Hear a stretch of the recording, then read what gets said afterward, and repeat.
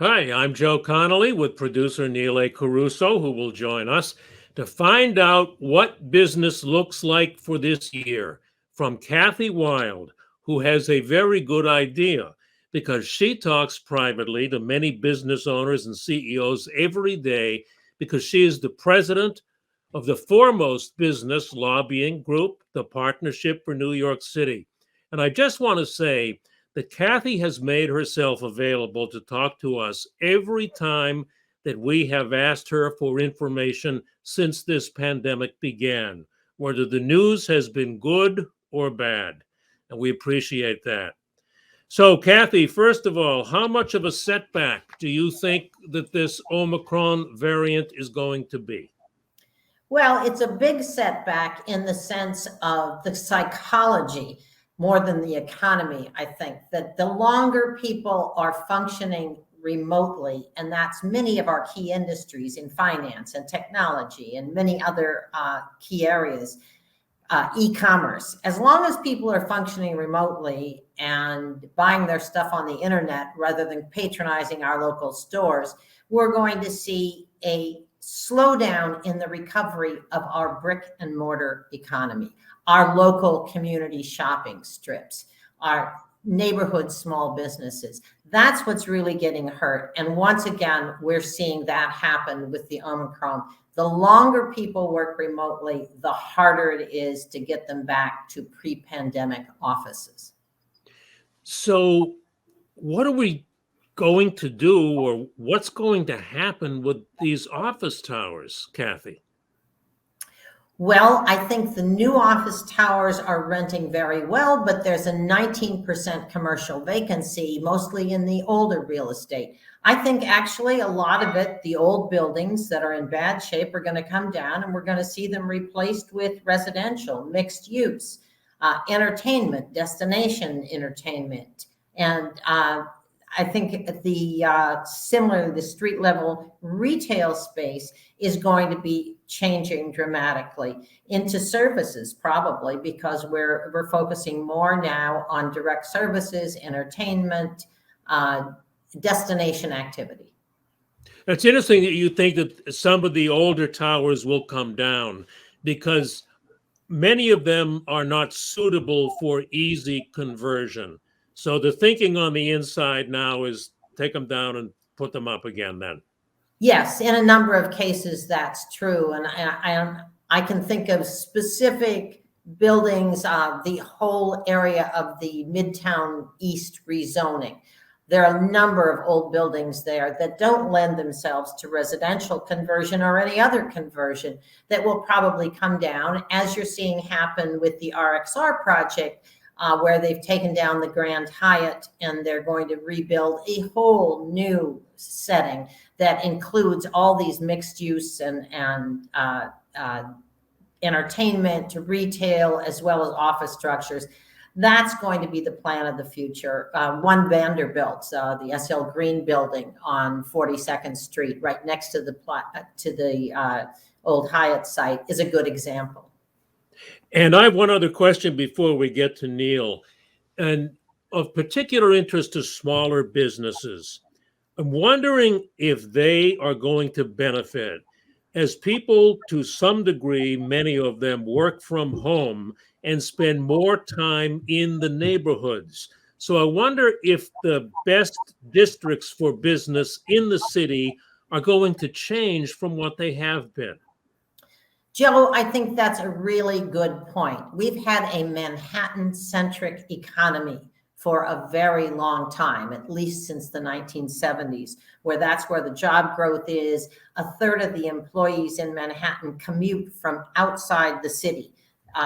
And so we've had that concentration of economic activity. Now, in the 5 or 6 years before the pandemic hit us, Brooklyn was actually the fastest source of job growth in the city. So it had begun to change, but the pandemic has accelerated that. So I think your point that we're going to see business interests and real estate interests across the 5 boroughs actually benefit over the long term of the deconcentration of of economic activity across the city is very appropriate. Neil. Joe and Kathy, Happy New Year. Nice to see you again. When we look at January, it was supposed to be the time that businesses came back to the office. And now companies that the Partnership for New York City represents, JP Morgan, Goldman Sachs, Citigroup, they've pulled out and said, well, we have to delay that now. With remote work taking hold here, number one, is it cemented? And number two, are any companies using remote work to their advantage? Kind of to Joe's point there. Well, remote work, I think, as we've said before, remote work, the longer it goes on, the more people adjust to it and decide they want to stay home. And particularly for young people who have not experienced the benefits of an office culture, the mentoring, the learning, the interface with your colleagues, the team building. Younger people are very resistant to 5 days of work, 5 days a week in the office. So I think we are going to see that change. We're projecting now, our survey says 80% of companies are looking at what's called a hybrid work schedule, where people will at least work 2 or 3 days in the office, the other days at home. And that's going to be the new normal post-pandemic. Now, that doesn't mean that folks will not be fully employed, will not be, our economy will stay strong, but local small business will in fact be hurt. Joe and I would love to talk to you about this new administration, Eric Adams becoming the 110th mayor on the 1st. What are you hoping for out of this new administration? He's promised favorable business policies. What are you hoping for, number one? And have you had any conversations with him that encourages you so far? We're excited about Mayor Adams and that he, number one, wants to work with the business community as opposed to dismissing the business community as his predecessor did. So we're excited about that. We believe that the private sector has a lot of expertise and resources that can be helpful to solving the city's problems. We are pleased that he wants to consult before making policy rather than afterwards. And obviously, he's not just doing that with business, he's doing that with organized labor, he's doing that with the nonprofit sector. So I think we're all, as New Yorkers, going to feel a little more engaged in the decisions that matter to our communities and to our city under an Adams administration. And I think that's a really good thing. Joe? I just meant to say at the beginning, things change so fast that I wanted to point out that we are recording this on January 3rd, 2022, just to date it so you know the context of which we're speaking. And Kathy, I was amazed at a stat you just said. I had not heard that 80% of employers, generally large ones, are saying that they think that they will go to hybrid to some sort. I'd not heard that kind of a high number until now. Well, and that number has increased steadily over the past 2 years. As I said, the longer people work remotely, the more difficult it is to get them back to 5 days a week in the office. Wow. So they're starting to accept maybe that they just can't force this and keep everybody happy. Absolutely. What about crime and homeless? Two big areas for the new mayor. What are you hearing? What are you suggesting? Well, clearly the new mayor has experience, expertise, and a public commitment to deal with both the crime and the homelessness issues. And unfortunately, they often end up being connected. So, as well as mental health issues, which are heavily in the mix in both those areas. I'm getting calls regularly from employers who say one of the reasons that employees for not coming back to work is the high level of harassment, panhandling, even attacks and assaults that they see going on in the streets, in the subways, or they perceive going on because they're watching it remotely and reading the tabloid headlines. So that is a top priority. And I think that it's one that, again, all New Yorkers have to help solve the problem. Neil. Kathy, let me ask you about the vaccine mandates that Mayor Adams has said that he'll keep in place, at least for now.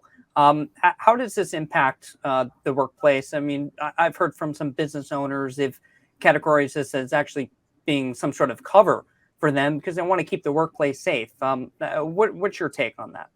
Absolutely. Business generally supports government providing a vaccine mandate, and we have consistently. What we're looking for, though, is some flexibility, number one, on timing. Mayor de Blasio announced a vaccine mandate for private sector employers 3 weeks before it was to take effect. And that simply was not enough time, especially for small businesses who were not subject to President Biden's vaccine mandate. President Biden gave a mandate for private sector employers with over 100 employees. That mandate came out at the beginning of September. It was effective January 4th.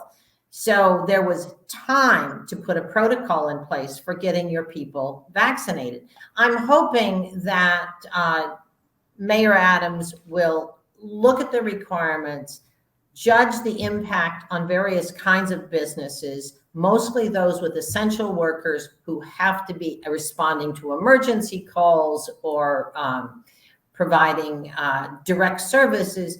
He'll look at that and try and come up with some flexible policies that make it easier for people to get things done. As you know, small business is having a difficult time finding people to come back to work for them.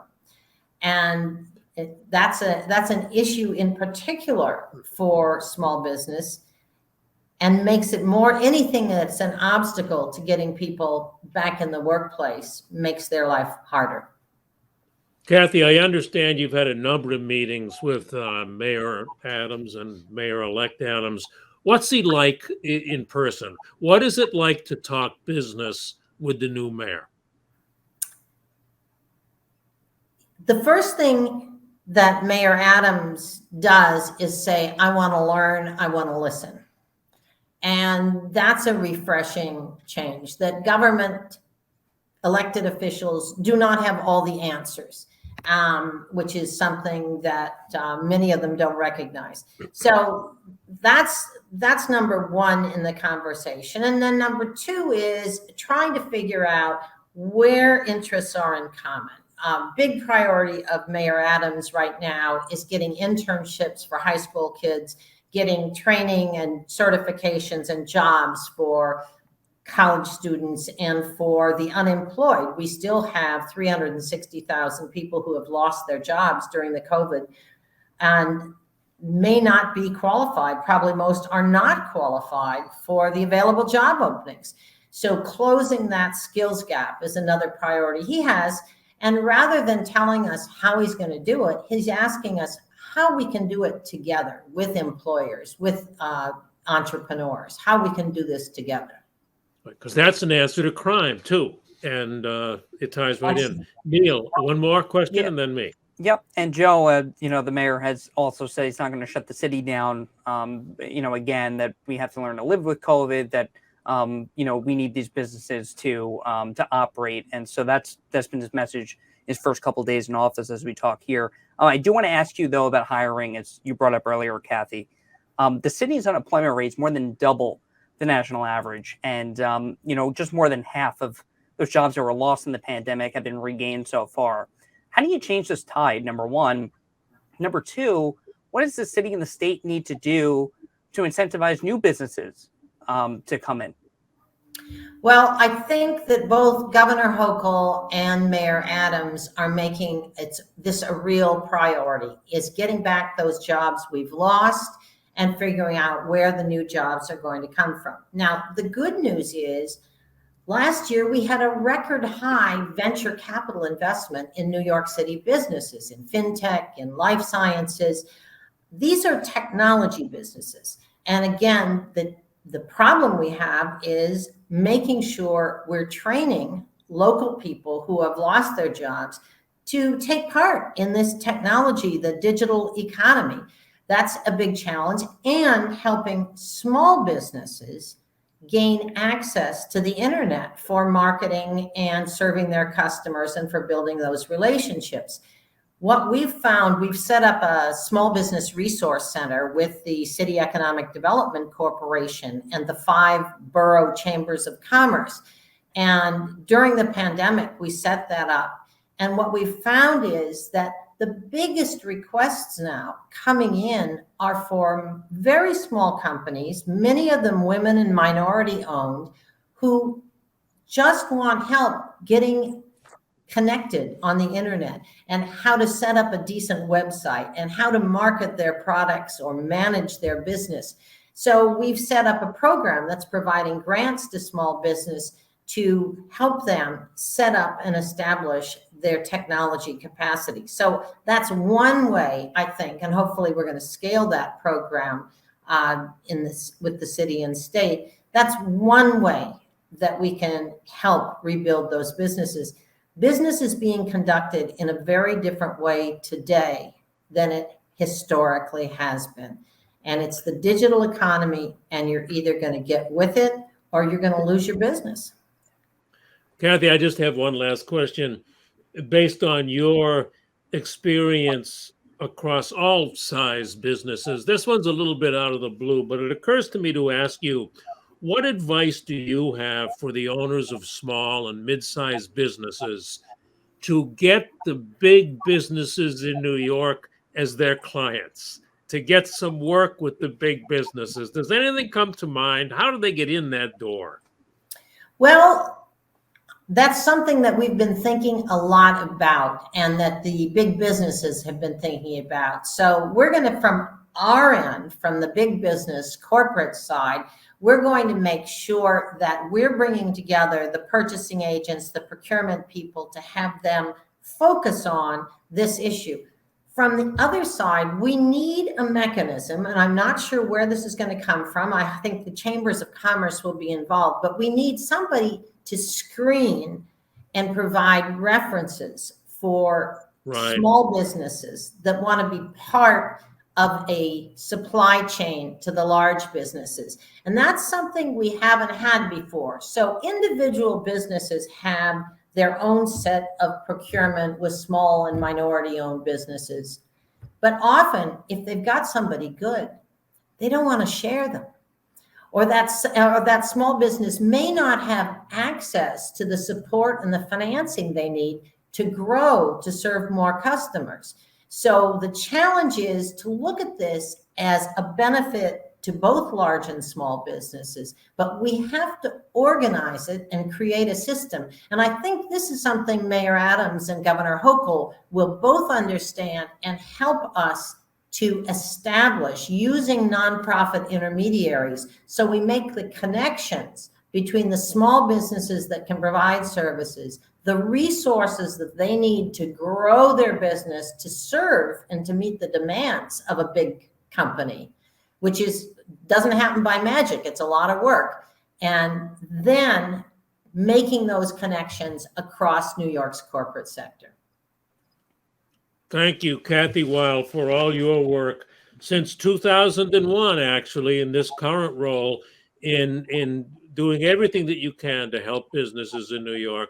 And Happy New Year. Thanks, Kathy. Well, thank you, Joe and Neil, and thanks to WCBS for focusing on business.